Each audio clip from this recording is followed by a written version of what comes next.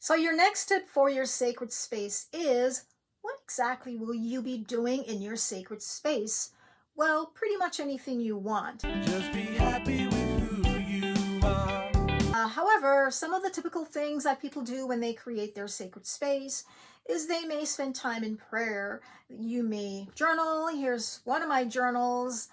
Make your own magic. And here's what I call my manifestation pen.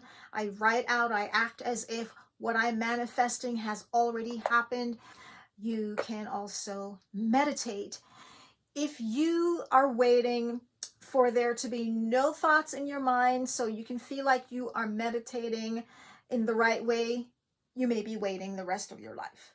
You can also choose to watch a movie, something lighthearted, do artistry. Some people like to draw or paint or write poetry, whatever your heart desires. And perhaps just listening for any angel guidance that may be coming to you in that moment.